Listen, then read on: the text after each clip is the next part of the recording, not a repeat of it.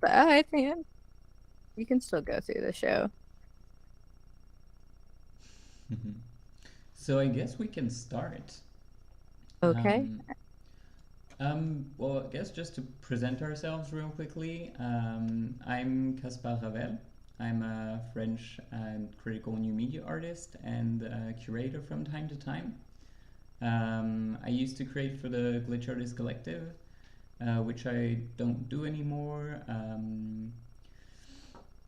I had a lot of fun doing that, and that's also what started me as an artist, and also led me, introduced me to fubar, which is to this date the longest running glitch festival ever, run Hmm. by Dina Karadzic and Vedran Gligo.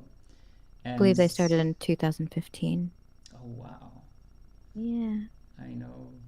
And we used to attend actually Fubar until COVID happened, until also the earthquake happened and destroyed part of the Medica, the place in which the exhibition used to happen. And since then, Dina and Vidran had set up a digital space inside Unity, which is the video game that we're currently inside of. Um, and yeah, that's about it for me. I'm a curator this year at Fubar. I'm mostly not exactly curating, but doing a curator selection, which I'm doing with B. Howdy, I'm B Nix. I also was curating and kind of adminning for Glitch Artist Collective. I've been doing that. I kind of just stepped back and it will have just been about 7 years almost. Holy wow. So yeah, that's kind of a lot. Done a lot with Casper. I consider myself an art-based researcher and curator, mostly doing glitch, animation, I guess new media, because I also do, game development. Um, yeah. Did you want to talk a little bit about what glitch means to you personally before we start? Because I know that that's how you got into glitch and that's why you're here, Yeah. but yeah, what is glitch art to you personally? Mm, I thought about how to answer this question every time. It's of course a different answer, but I'll make it simple in the sense that what glitch means to me today is glitch is a moment for me. Glitch is a moment that happens in time within a specific system. And what's really interesting about it is that it's sort of the glitch deviates my reading of any system. So this system could be an image, this system could be a computer, it could be a VR experience. And the glitch is that moment in that system which will draw my attention to that system. In a sense that suddenly I'm not paying attention to the content of the image, but I'm paying attention to what contains the image. And this gives me some sort of it acquires me some sort of digital literacy because as soon as the system glitches, at first I can just experience the glitch, and then as I see more and more things glitch, I can realize that they're broken, that maybe they need fixing, or maybe they don't need fixing, maybe they're interesting in their own broken way, and gives me some sort of knowledge of how this machine works. And so glitch to me has been both this access to making experimental abstract art, and also key to understanding the systems that surround us. Yeah, I'm gonna keep it simple. I Yeah. think, I mean, I feel like we relate to glitch in very similar ways, but have like very fundamental, just like kind of differences, especially of just what we focus on, which maybe is a difference between like how you're more of a programmer than I am, or I don't know, Yeah. whichever. But for myself personally, like glitch art will always be, well, glitch art specifically, I guess I'm talking about, will always be like an external expression of the internal, or rather a personification of technological behaviors, which, at least in regards to glitch art, comes with like that acceptance that there will be some friction against notions of how things are supposed to function in the pursuit of experimentation. And glitch art and the concepts of identity and self image have always been intrinsically connected for Mm-hmm. me, which says a lot about my relationship with technology and how that influences the relationship I have with myself and others. And such influences generally, distinguish generations from one another. Certainly, glitch artists today relate to glitch and glitch art a lot differently Yeah. than they used to. Like, there's technological, distinctly like different reactions and experiences and relationships that they have, especially for those who are like just before social media. Like, we can put it Hmm. even more immediate rather than thinking of like trying to like old people. Like, let's just think like a decade or two before us and And how like distinct those differences are.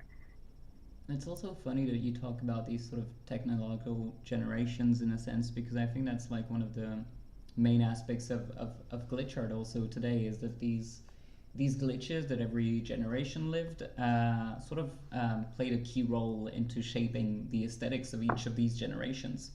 And today, as we live in a world which is not only transmedia in the way that we say it is, but also in the way that we live it, in the way that not only we pile these new technologies, but also recycle these old technologies, there's this sort of like constant clash going on between all of these visual aesthetics that have been employed, re-employed, but also acquired through heritage. And that's sort of what we're Hmm. going to see today. It's this sort of heritage of all of these generations of glitches. And if I actually can start talking about the like just staying with the idea of like Mm. different generations and stuff, and simply just like how glitch art can mean something different with each variation within the relationship one has with the technology. I'd like to comment on the fact that, like you say, like we're always kind of at a brink too, but there are some like distinct moments of pushing, and I do think that we are at like a pretty large shift in glitch art right now that I wouldn't like dare try to say what it is because like social media, we know that shift, we saw it, we Mm-hmm. experienced it. It's a little bit more in the past, but there's something a little different now, and I think like there's this like new raw relationship that people seem to be forming with Yeah. glitch art, and I think to use the glitch art fam from Iran Mm-hmm. is a beautiful example of this. I think is it in this room? Let me here, and We've it's loaded on the so many right. walls. Yeah, I'm just what? I think Yes, this that is is the it. one. Yes. Okay. This is Muhammad Ali's Femoris, and it'll take a moment to um, load. Let me see. I know that it will, or I'll just pull it up. Okay, but yeah, they posted as a group in fubar as well, or at least they did a lot of individual applications, but they all come from the same collective. Is that right? I think so, as they operated platform on there. Muhammad Ali Femori, I'm sharing because they actually wrote the Glitch Manifesto of Iran and was Okay. like a leader in curating and putting together the first glitch show that was ever held in Iran, which also, if I may, that show was held in Tehran. And I would like to just give a moment of love to our glitch fam in Iran. And we stand with you. Um, yeah. But I'd like, if I could also, waiting for this thing to load. That's not who I think it is. Here we go. A little bit. That's sweet. Oh yes, I remember that one. I Very really like this magazine. one too. This is the one where the lines kind of flicker. It is a longer video, so it's probably just taking a minute to load. Yeah, But do you want to look it up? sure, What's the name of it again? I can. Muhammad Ali So while Famori he's looking for the dance works, with. I just want to say that so for the people who just tuned in, we're currently inside of the fubar video game, and we're gonna basically go through a few of the works that we've selected to talk about them. The game is a little bit glitchy as well, so some of the works might not load, and if they don't, normally we'll just pull them out to watch them together. If not, I might have it inside the fubar drive, which I just closed for some reason. That's okay. I get to like kind of walk in and kind of do it. It's also super bright. There we go. You can see it a little bit. Mostly it's like lines kind of blooming out The contrast is really heavy with this one, but we can move on with some other ones. But I would like to read an excerpt of that first show in Iran, Yeah. from the description of Pixel Language show, because we also kind of touch base on Mm. pixels, and also just to put in perspective too, this was just 3 years ago that Yeah. the first show in Iran ever happened. Um, but an excerpt from the show Pixel Language. The ambiguity formed in the glitch language pursues two functions. On one hand, it makes the pixel the smallest component of the digital image that carries a new form of its independent identity. On the other hand, it allows the audience to look into the distorted and damaged images and participate in the aesthetic effects with their own interpretations. Wow. Yeah, I think it, which is really cool. Like, it's stuff we're Mm. talking about, but especially like, it's not like we know everybody, but we've been in this for several years, and it's just wonderful to get to experience something new Mm. blossom. And yet, even though it's on the same perhaps frequency, funny dance with frequencies, as like what we're doing, but it very much has its own tone. And it's just it's really I don't know exactly what it is to say what happening in this shift, but I think looking at Iran right now is a good example. Definitely. I've managed to pull up the video. Of course, you can't see it because it's not inside the Google Meets, but the people watching us can see the video. Oh, okay, great. Yeah, there we That's go. fine. Awesome. Did you want to go to Yeah, somebody? I do have a piece I'd love to go to, which is a piece by Tavisha, which is an Indian artist, which had actually a really nice story as well. I think you'll have to press number two to get in there. Yep, there you go. And it's the last left. So if you go straight on into that corridor and you take on the last left, and it's the just in there, there you go, on the left side. And at the end of that left side, there we go. Should be the piece Tavisha. And the piece is called Heartbreak. It's a pretty Oh. small piece. And actually, it might not be really obvious from this point of view, but if you go a tiny bit closer, yeah, you can actually see some numbers in each of the squares. And if Mhm. you look on the left and on the top, I don't know if you can remember what in if does that remind you of a kind of interface that you know? But that's actually Spreadsheet. exactly. Okay. Also, it has the sound of a beating heart too Oh, while you're yes. watching it, and it is Yeah. animated. I don't know if you Yeah. have the ability to show that one Um, too, but yeah, it's okay. I'll go look for it. Where did I close the thing again? And I'll explain a little bit afterwards how it works, or at least how I suspect it works, because I have a few friends which actually have done this sort of form of art inside Excel, and though it's not what some people would call, damn it, I can't find it in. It's okay. It Um, mostly just changes like the colors and makes it look like the heart is beating. yeah, exactly. So, and But what so they glitched this in Excel. So it's not really like what people would say. This is a glitch as per se in the community. It's closer to what we call generative art. Of course, we're more inclusive with what glitch art means. But I just wanted to emphasize the fact that this is a form of generative art. But where I find it interesting is that it's a form of tactical generative art. And by tactical, I mean that the person who did this used a medium which was not at all designed to make digital art at first, and decided to use the wrong tool to do the wrong job, basically.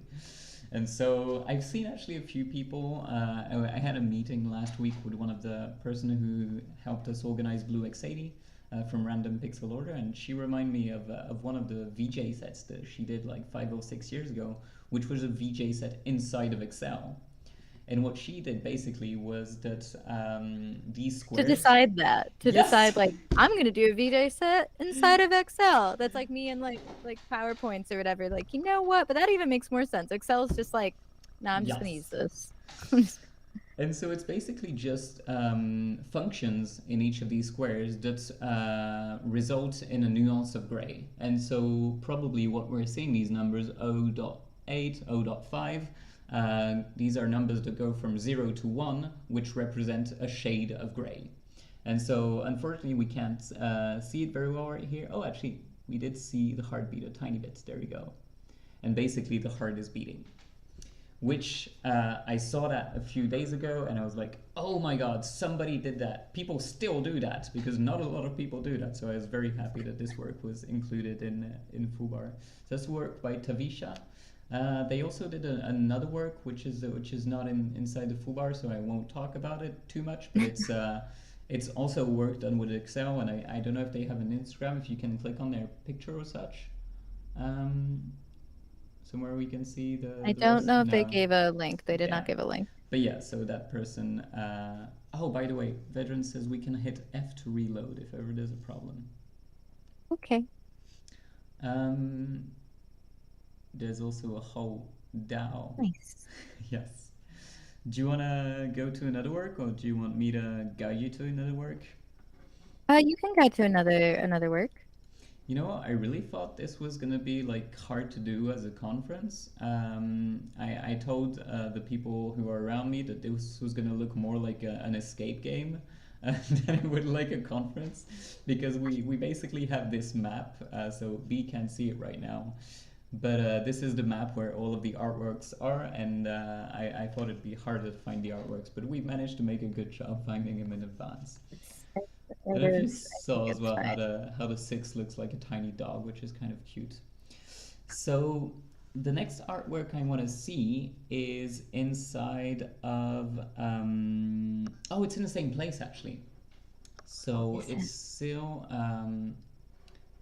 yeah, it's over Oh, there. I So think you I have to, know. Oh, it's over here? yeah, it's This one? Lisa Cianci's artwork. It's the Who? pink one. Lisa Oh yeah, Cianci. that's I think that's this way. Yeah, and I think it's on the right at Let me some take point. you let me take you there. Sweet. I've been around. Or maybe not. I think Empty if ever you flash. just like re-flash in, then maybe I can show you where it is from the start. Remember it was very it's in level 2? It's on the same floor as Tavisha's, and I wrote down that it was the second left end of the room. So it should be there we go. In here? No, not in here. No, I think that theirs is here. Oh, you're right. You're right. Second left here, and Yep. it's loaded as well. I There we win. go. So this is Okay, I work just by uploaded it. Sorry, reloading it. it's work by Lisa Cianci, which is an Australian artist which works both in analog, digital, and also kind of unique type of artifacts that you can see in video art. And which is also the reason why I brought this up here, is that it sort of looks a little bit like what we used to see in terms of like displacement art in the Hmm. Glitch Artist Collective, but it's also rich of a lot of other different textures. And one of the things that I really wanted to say is, of course, a little bit personal, but I wanted to draw this back to the history of television in France. Is we used to have Channel 4, which was called Canal Plus at the time, and this channel was a private channel, which meant that you could actually you could tune into it, but what you would see would be crypted, in a sense that at the time they didn't have the technology to put passwords on channels that you would type with your remote control, but the actual content would be crypted. And so if you wanted to have access to the channel, you would have to buy what's called a Channel 4 decoder. And that decoder you had to plug between your TV and your TV cable, and this would actually decode the Channel 4 for you. And when I saw this artwork for the first time, this really reminded me of these endless nights that I spent watching the cryptid Channel 4, because we didn't have Channel 4 in my family. I mean, we had Channel 4, but we had it cryptid. And We didn't have channel 4 in my family. We didn't have channel. exactly.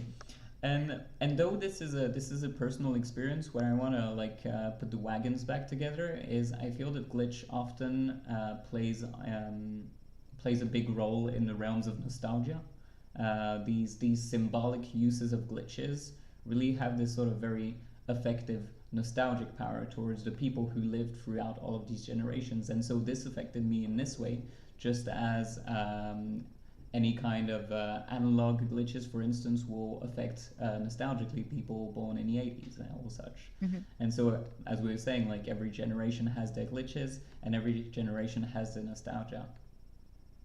Well, even on that too, I think because there's a lot of younger glitch artists who use perhaps nostalgic aesthetics, but it means Mm. something different to them because they see it. I like it. They're not a part of the feeling of nostalgia, Mm-hmm. but they see the effect that it has, Yeah. or they experience the feeling, like not secondhand because that sounds like whatever, but it's not like a firsthand experience of having it in the Mm. moment and context of time. Um, but that's a weird thing. It's not necessarily a borrowed aesthetic. It means something. Like Mm-hmm. how aesthetics just transform. They no longer, yes, it still has the same nostalgia for us, but not only it does it transform, it also isn't, mutually exclusive. Completely. Yeah, I wouldn't even say like yeah, it's not a secondhand nostalgia, but it's sort of this echo. It's got an echo nature. We were talking a little bit about echoes last time we saw each other, and they're not like stolen, but they're borrowed in the sense that this echo you live it, not intensely different, but with a different intensity. Not that doesn't make sense. No, Yeah, not with I the. follow. It's not a level of intensity. It's just a way of living that intensity when you're being displayed in front of this medium. For in this instance, I used to be very nostalgic of Woodstock. Yet I have never been in Woodstock, but seeing all of these videos being put Hmm. on YouTube or shown these videos by my family made me nostalgic of this era. And I think Glitch has a lot of that. And V has a tiny thing to say about Channel 4 in France, which I also wanted to say, but I thought it would be too much. But you remember Bastien Lavaux from the Glitch Artists Collective? Hmm. Of Holographic thought course. process. He actually I don't know what exactly he did with the decoder box. I'm just gonna read V's message.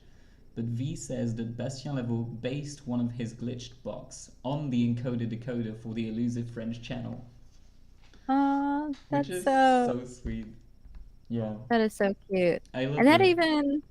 uh even means something at the same point in time because Mm, you're a child and somebody else is an adult, so the relation like I don't always like the expression to each their own because usually it's like an excuse for something, but in this way, absolutely to each their own because everybody's interpretation, relationship, experiences, they're all going to be nuanced and different. mm.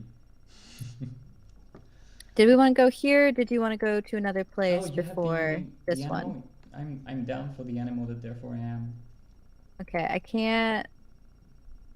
Person doesn't talk, or at least you won't be able to hear the cat talking. Okay. Can you mime the cat talking? Can I mime the cat talking? It's okay. You don't have to. No. We can ask Sabato. Sabato's in the chat. Maybe he can do it for us. And Which is, um,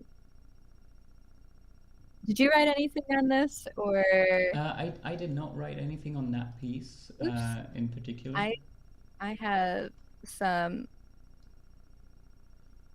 this is a collaboration done with what is this Rudolph Liggins. You can see it right here, Allison Tenaha. So it's also out there in Massachusetts where Sabato is, King Green and Andre. Sorry, I don't want to ruin your name. I I wonder if they like made this piece separate or if they made it for this show, which the show Mm. exhibition, if anybody is unaware, is about identity. Um, and they do this cat here does quote like a little bit from this piece by Derrida, which is titled as they titled it, "The Animal That Therefore I Am." And the quote that this cat takes and gives to us is Derrida saying, "Before the cat that looks at me naked, would I be ashamed like an animal that no longer has the sense of nudity? Or, on the contrary, like a man who retains the sense of his nudity? Who am I, therefore? Who is it that I am? Whom should this be asked of, if not the other, and perhaps of the cat itself?"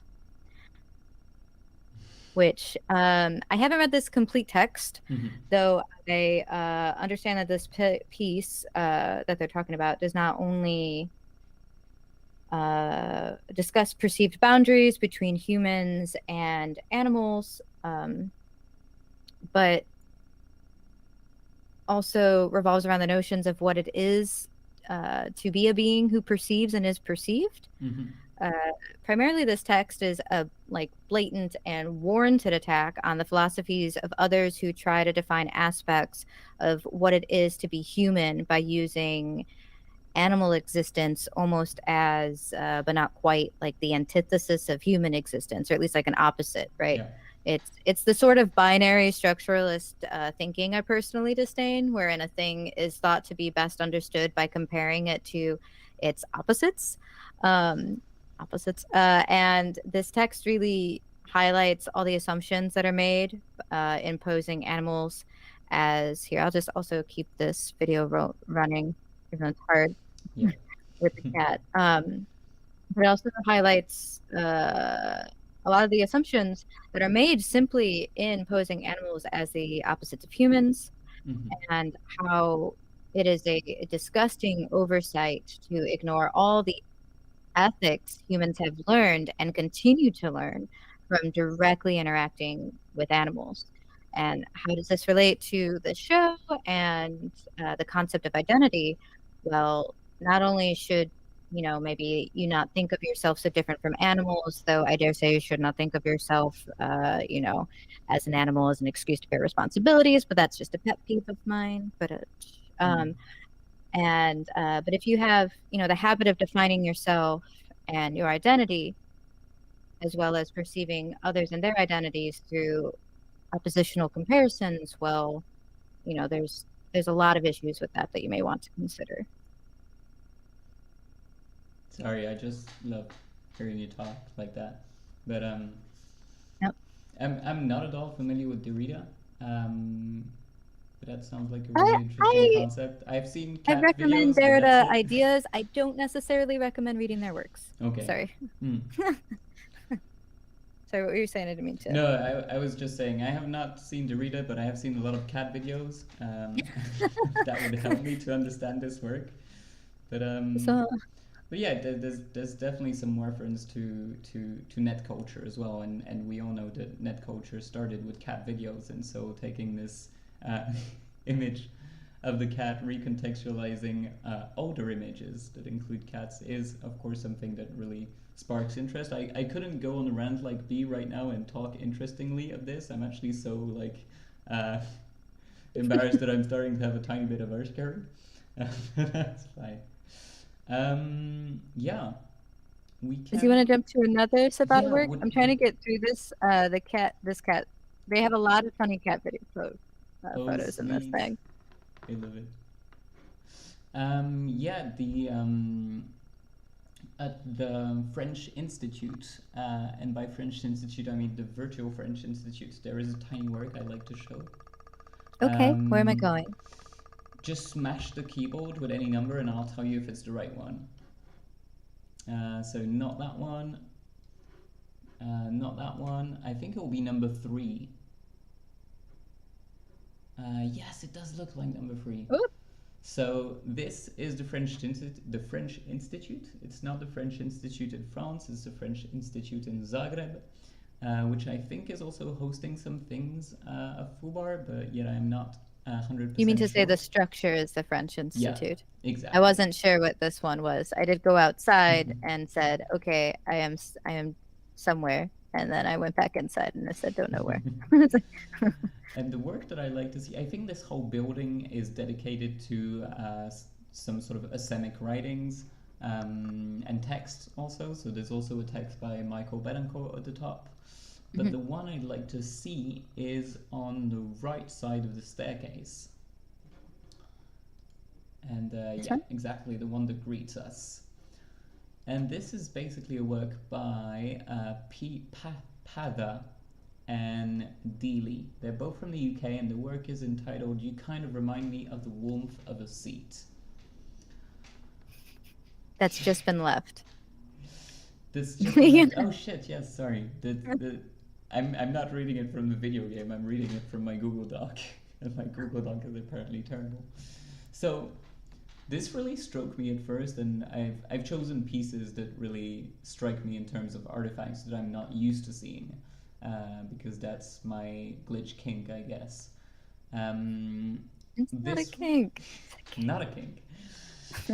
This one is pretty interesting because it looks like it has this like really analogy vibe, but it's actually so it is a film screened, a film screen, but the screen has been reprocessed afterwards by an AI. So what happens is they have text running on the screen. So the Real quick, text when you say film screen, do you mean like television screen or do you mean like a computer screen, like an LED screen? it's a computer screen, and I think it was filmed with an average camera, average Okay. digital camera, if I'm not mistaken. And so the screen basically just has text on it. So here it just had loads of zeros and a one at the end, and afterwards it has more different text. Maybe it's just loading slowly. And what happened is, so they filmed that, and while they were filming it, they put their hands on between the camera and the screen. So their hands were occupying the space and making it as hard for us to be able to read what was being written, exactly like what B is doing right now. And so they filmed this with the hands, and then they used a neural network which is specialized in taking humans out of pictures. So it's like if you had a picture with a countryside view and a lot of humans inside of it, and you put it through this AI. This AI would strip out the humans and try to reinvent the landscape behind them. I love this so much. Yes, I knew you would love it.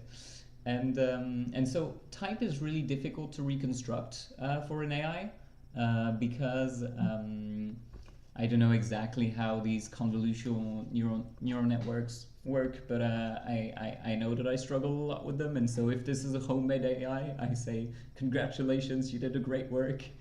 But also, we're not here for the AIs to do great work. We're here for the AIs to glitch. And that's also one of the interesting aspects that I find with the use of AI in art is that I feel that as for popular demand, AI is often used for either reproduction, either doing in the style of. And I feel that often these ways of doing with AI are sort of enclosed creatively because they all work on like some sort of like neural pastiche in a sense, and it's never reinventing, it's never being critical of the medium. Whereas when you take an AI and you're like, okay, how do you think I could um, work this AI around, try to misuse it in a certain way. And here, this AI, for instance, is not used to rebuild the text exactly because that's not the purpose of the work. The AI is used to discover some new artifacts. And I just wanted to make a parenthesis on the fact that though the world of AI art is very linear and very focused on what I was saying, like in representation and doing in the style of, there's actually a bunch of artists and a bunch of researchers and even scientifics which are actually working on principles of AI which I was going to say diverge, but that's the whole point of it. They call it active divergence. And by active divergence is that an AI usually, when an AI learns, it wants to converge. It wants the loss function to go to zero so that it does a good reproduction. And what these, a lot of artists and a lot of searchers are working on is this sort of active divergence, which is basically knowing that we're diverging, but choosing where we're going to diverge to. And there's one scientist in particular, which is called Axel Schimla, which is a friend of mine, which works at the IRCAM in France. And he's actually publishing a paper right now on this. And he did a concept with the NIST database, which is a database of handwritten digits. And basically, he made this very simple AI that you give it this database of images, these numbers one by one, and in exchange it spits you out exactly the same images. And what he did is, with the principle of active divergence, made sure that the AI would not spit us the numbers that we give it, but spit out numbers that sort of are both very far from each number individually, but still close to the group of numbers, which means that they're not noise because they're close to the group of numbers, but they're far away as possible from being an individual number in themselves. And so it's this thing of asking an AI to find a shape, but not asking Find a it shape. for a specific shape. Saying, be as far as possible of the shapes that I have given you, but be a shape. Do not be just noise. And that's the principle of active divergence, which I find really interesting. So if ever you want to look it up, just Google I would that. definitely, Yeah, I wrote it I know. down. I I saw you definitely want to writing look it that down. up. And that's the kind of thinking that, I mean, led to glitch art. That's the kind of thinking that also it's hard for me not as like a non-neurotypical person to not be like, oh, so like AIs are like your neurotypical people, and then you got these other guys who are just like the not guys who are just like, I found a shape, but it wasn't the one you asked for, kind of thing. Um, but Yeah. I like, of course, I personify technology, so of course I do that. But even I think it's really hard, especially when you're talking about AI, to not personify the technology. And Yeah. there is, that's like a whole ethical thing Mm. we're kind of trying to figure out too. Like, machine is human, no, but how much we give it a lot of life and we let it make a lot of decisions for us. So, what's the balance here? And something also very haunting, which something very haunting about AI and reproduction and doing in the style of is I don't know if any of you are familiar with Mark Fisher's work. I know Sabato that you are. And the concept, I think it's a concept of Derrida as well, the hauntology, but the fact of being haunted by the ghosts of the past. And by ghosts of the past, he means mainly because he's a music critic, Mark Fisher. He means the artifacts of the audio artifacts of the past. And so by audio artifacts, he means the sound of vinyl, the qualities of guitars in the 80s, and Hmm. his whole book, Ghosts of My Life, is about how music has lost its sense of newness, how it's often just recycling itself. That if you put something, how do you say, that if in the year 800 you made people listen to punk, they would go blimmin' crazy. But Well, if yeah. you, yeah, of course. But if you go in the 90s, or if you go in the 80s and you make people listen to a really good example is Valerie by the Zootons. Um, it sounds so old. The people would not be shocked at all. They'd be like, "Is that the music of the future?" And it asks the question of, are the artifacts exhausted, or are we designing systems of reproduction? And that's a haunting I think thought. it can be both. And also the Hmm. idea of, like, yes, pose the question of, has music lost its newness? But I'm always more like, so what if it does? And also, what are you defining newness as? And why are we so obsessed with it? Uh, but Yeah, that's just me. I know. Um, I think that's a good segue, especially with the idea of ghostly, not necessarily this piece here, but Michael Betancourt's Scene and Counting. Hmm. I just wanted to come up here since I'm in this space, in this room, and comment on, I think it's really neat to have Nicholas here. All these texts I think are available too. Is also, if you just hop in here, you can click it and the text will come up. Because Nicholas is from Germany, and Oh yeah. I know that this piece is based on a lot of Hito Styrel's work and also a bit on Michael Betancourt's. So I think it's pretty cool that their pieces are showing next to each other when I'm quite certain that Nicholas just finished that like this year or last year. Um, but that's nice. Okay. I would talk about these, but I did not have time to properly read them, so I would rather not Yeah, no mess worries. them up. I'm going to talk about a piece, which I think is here. Especially, I think Oh wait, there's a tiny glitch. We can't hear anymore. you can't Yeah, create. Can I you hear can me? hear you now. We Okay. good. This one has like some ghostly sounds, little like theremin stuff, just to try to put you in the atmosphere. But especially like we're talking about old tech and ghostly forms and stuff, I Hmm. think that this piece really works with that. Betancourt, is a glitch art pioneer. They've been um, creating glitch art since the 1980s and getting it refused from galleries for being broken since then. Um, this piece here, Scene Counting, actually utilizes a program that he wrote in 1981 called Low Res Animator. Mhm. And he made that on an Apple computer. And using that program and the animations with it, along with analog, electronic video synthesis, feedback, optical light patterns, and employing glitch techniques such as data moshing and data bending, you get these ghostly, like Lillian Schwartz meets light painting type feels.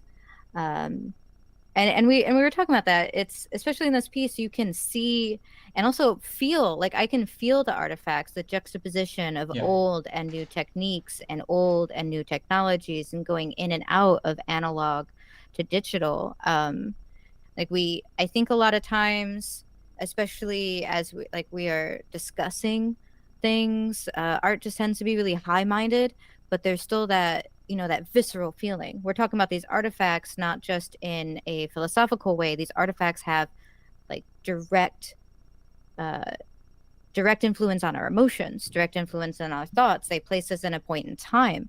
So I just really want to emphasize, these aren't just ideas. These affect us in real life, and of course in our digital life, if you want to think about it that way.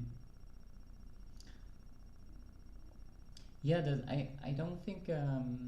I also wanted to talk about Michael Betancourt, but I don't think his Insta glitches have been in the show. Let me just double I check don't that think real that quick. they were, but because I know that you brought up tactical media earlier. Yeah, let me just check that real quick.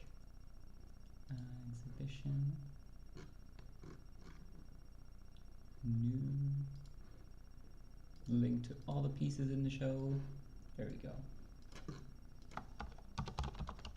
Michael Betancourt, discursive transcendence, and um, This one.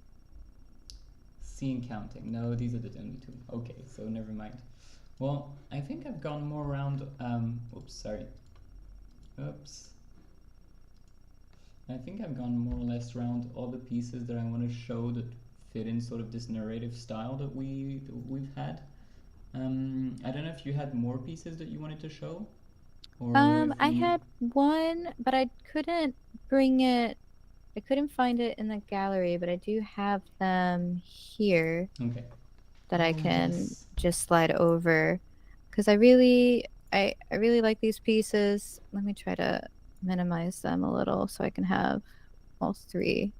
Mm. Pardon me, I know it's excruciating watching somebody have to do that. There we go. Um, these are Igor, would it be Lukic? Okay.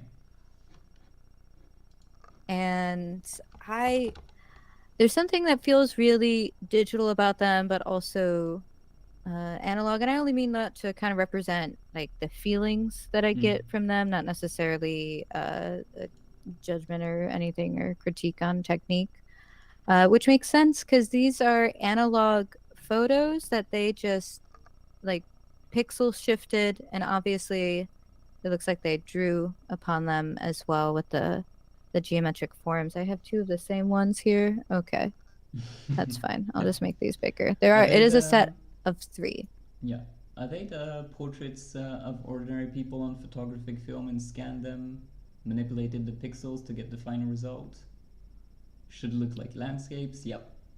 Yep. The inspiration came from the line from the Bible, Genesis 3:19, "For dust you are, and to dust you will return." Genesis 3:19, Genesis 3, Genesis. That's a lot of Genesis. So in the Genesis, case of my Genesis, work, every Genesis. pixel is a dust particle. Okay. Yeah, full circle. I think what struck me on this is the quality of the grain. You know, earlier I was talking about the grain of GLSL, and when I see this, it really feels like, well, It feels saying print. like a pixel is a dust particle may make sense to me in this sense because a pixel in this case is a pixel. in a sense And that a dust particle. and it does particle, but usually a pixel is not a pixel. When you see a video, it's usually rescaled, it's usually not the same format. When I see this, it has this grain which is so grainy that I feel that it's one to one in size, which is one of the aspects that makes it really beautiful, especially even technique wise. I mean, using pixel sorting on something like this makes it amazing.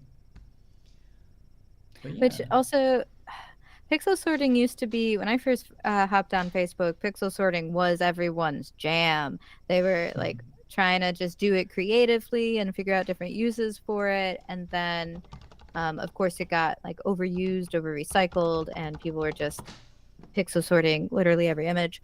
Um, so when I see it done in a way and you look at it and you're like, what? How did they do it? And you realize you're like, ah, that's nice.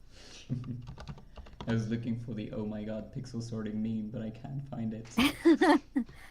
There's just this girl. It usually says "Oh my god" and then something else, but here it's "Oh my god" pixel sorting, and the girl is completely pixel sorted. It's amazing. I love this meme. If This one, anybody I has it, also I liked this piece because it stood out because, like I said, I personify a lot of stuff. But interestingly enough, even though all of my works have like a humanoid in them, I usually am drawn to pieces that don't have humans in yeah. them, but have like the emotion of it. I want the human there, but not at the same time. Uh, so having a landscape pixel Mm. sort was nice, and also going through the show, it's a lot of selfies. And I've talked about this before, not here, but elsewhere, of just that's definitely something that seems to be a pattern of glitch as a form of authentication. Mm-hmm. And the idea that most people within the past 5 years, maybe more, generally their first introduction to glitch, except for being in the wild, perhaps, like when they make their first piece of glitch art, Yeah. like I want to say, I want to be like 8 out of 10 times it's going to be a selfie, which is just, I find that's just so fascinating that like people, again, you talk about like people back in the day, how they would relate to this. It was like people right now, they like see it and they're like, oh, either it's just a cool aesthetic or it's a filter because we're so used to putting filters on ourselves. But just like the quick thing of Mm. connecting yourself with glitch, like I think that there's a really deep personal connection that just happens flippantly, but no less happens, which I find really fascinating, and I think it says a lot about the our current times. You know, the first times I realized the social impact of glitch art is I can't remember who it was, but they were on the group Glitch Request, which is a group on Facebook which belongs to Glitch Artist Collective, where people can ask their pictures to be glitched, and mostly it's just Hmm. people posting their faces, their selfies, or their exes, or people they don't like, to glitch them, Hmm. Or their and pets. yes, and on We had Glitch it there. Request They needed You needed to make a whole group for glitch just pets, for all of the glitch requests. yes, and the first time I realized the social impact of glitch was somebody, I can't remember who told me that, but on Glitch Request were like, people come here also for therapy. People Hmm. wanna glitch the good memories and the bad memories for different reasons, of course, but they want to transform them. They want them to be glitched, and also themselves. But yeah. Anyways, not There's gonna go on a big something, rant about this, but it or was. there's something too when you have a bunch of separate items, Mm, but then you're compiling them together, yeah. and then they're just still edited separate items. But by glitching it, you actually are breaking apart their pieces and putting them back together, Mm, which is I isn't just something like I think a lot of the things we do on digital levels we try to compartmentalize, but they deeply again affect us, and especially you're talking about this therapy things. Yeah, I definitely see a lot of people using glitch as therapy, and sometimes you're like, I don't know if it's good therapy, but you're doing it and you're here and we're happy to have you. You're doing it. so, how do you see Glitcher today, and what occupies your thoughts in regards to Glitch, or maybe even media at large? How do you see this scene has evolved since you first joined, and also left the Glitch Artist Collective? Because You told me last week that you were dropping down on your curating functions over there. Mhm. I don't want to make this a personal question, of course, but how do you see the scene today? Um, I mean, it's hard to not be like biased in it, like just with my own, and I don't even bias in like a judgmental way of just Mm. like trying to get out of the ex all the experience I already have to see it on a new slate because I think it is really transitioning. Yeah. Um, and it's also it's coming. I'm also stepping back because like not only have I done it a long time, but I also noticed I think that there's a friction with how I see glitch sometimes being and how other people are evolving it today. And in recognizing that felt like, yes, I think that still history is important and I like to keep that up. And I think having a point of view and your own taste and stuff, that's all great.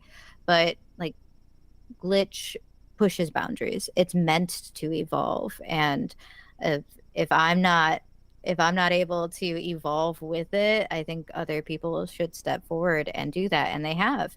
Um, I don't I don't know exactly where it's going. I think it's actually going to maybe become more self-reflective again because I Yeah. feel for a while it's been very in the style of and very aesthetic. And I don't mean everybody. I just mean to say of like if you take all of the posts online and kind of and look at them in that way, which of course, I mean that's art. Like that's just an issue of digital art online, or I wouldn't even say necessarily an issue. It's just a factor of. Um, I think it'll become more uh less recycling. Mm-hmm. I think that there's a shift that's going to happen. I'm not sure. I think it's already kind of happening, but there is another raw element that is currently being formed or currently being exhibited that I'm excited for. I wish I had more to say on that, but I don't. I feel like I'm witnessing it Mm. happening in real time. Yeah. What about you?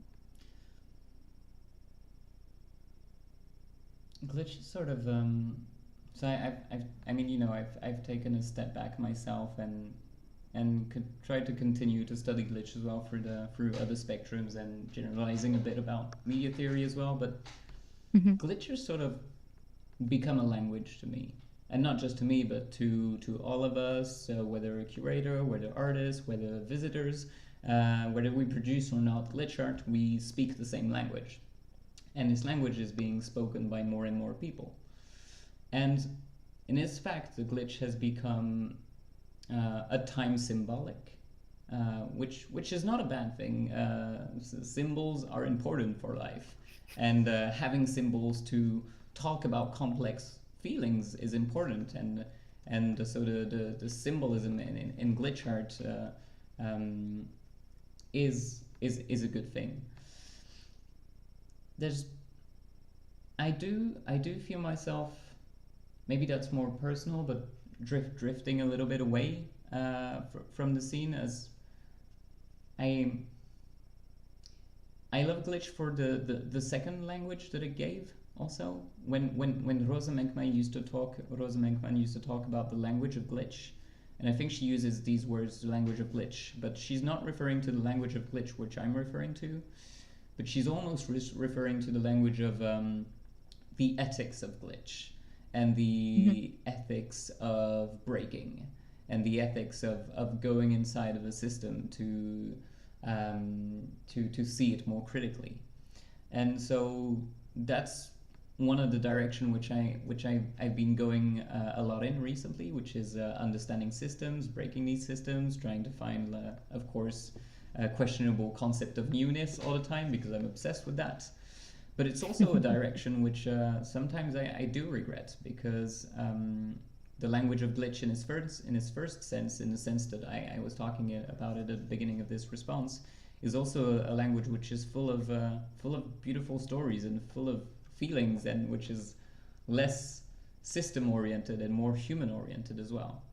And that's something that I personally sometimes tend to forget in my practice, that art is made by humans, and art isn't just artifacts, and art isn't just this activism, or when I mean activism, I don't mean actual activism, but trying to just break these mediums, break these, find new ways of using AI, for instance. And so I'm really happy that these two, of course, in some parts of the glitch scene they are separating. In some parts they're re-merging back together. In some parts they never left each other. But I'm happy that they coexist in their different ways.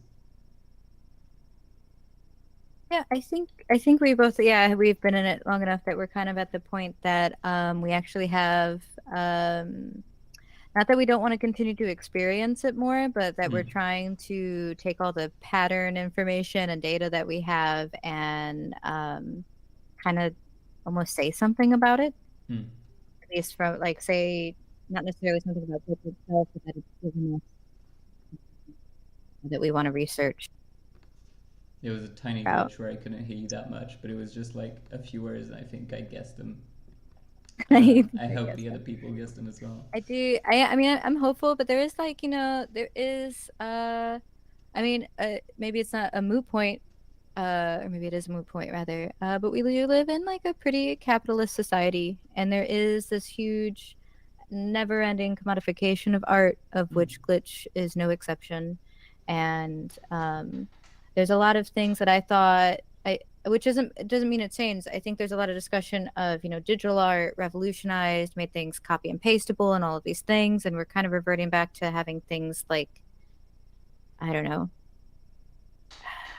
commodifying an Hmm. original or some things. I don't think that that's necessarily in itself an issue, Hmm. but it's not the same as it was before in terms of like modernist kind of ideologies. It is something different, but it is influenced by that with a bunch of layers of capitalism, yet still, I think, has the ability to kind of wiggle its way in and out of the system as Glitch likes to do. But with that in mind, I am both hopeful and also scared of I,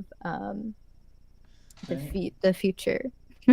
I have a tiny contrapoint as well on that, which is kind of interesting, is that we often talk about the like the this absorbative nature of capitalism to have absorbed the glitch aesthetics, and on one side people are mad because of that, and being like, oh well, you're just using the aesthetic language of glitches.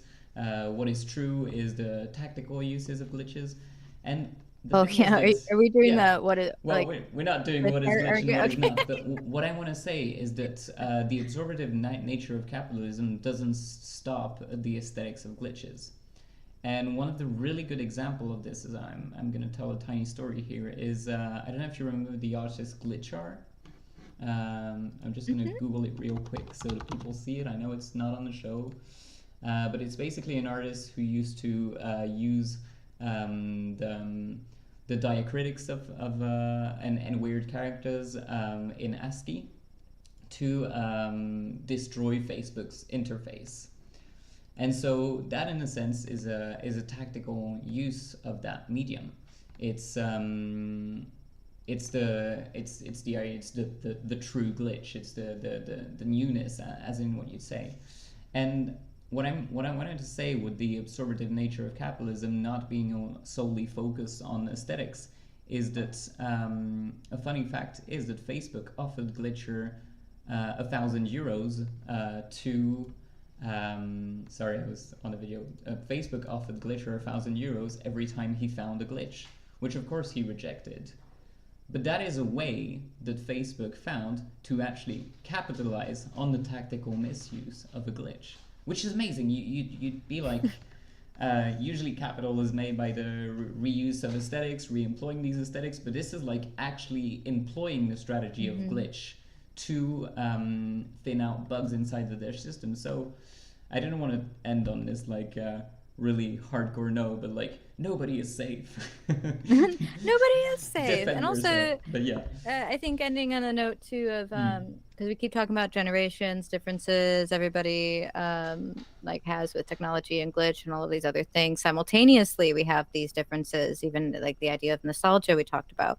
Yeah. But I'm saying like my hopes and worries of the future, which is vastly different from people who are just coming into glitch for the first time, and there's gonna like we are so far over here, but there's gonna continuously be people coming into glitch for the first time, because I know all of us, if we're talking to people and we're like, I do glitch art, only more recently is it like you have a better chance of them understanding what you mean whatsoever. And usually it's like, I think I know what that looks like, Hmm. is what they say. But like the level that we're like trying to talk to or something, it may never be where people get because they don't desire it. But it's also like you keep saying like newness, but it's a newness, not like, I mean, for people at large too, but that newness is still there. It's just not Yeah. there for you anymore. Hmm. Um, okay, yeah, that's, I don't know if that's a sad or a happy note, but That is a sad note a little bit, but I'm happy to do it with you. it's supposed to be helpful. Well, I think this is the end of the stream. If you're watching this from the future, thanks. If you're watching this from the present, happy you chimed in and watched it till the end. Really chuffed to have been invited would be to do that with do that for fubar again. I really hope that next year we'll be able to do it IRL. Um, I thought this was gonna be more like a dungeon escape game with these crazy maps that we got with the artworks more than a conference, but it actually ended up pretty well. I mean, I managed to say what I wanted to say, and I guess you managed to. Um, take care. Goodbye, people. Ta-da.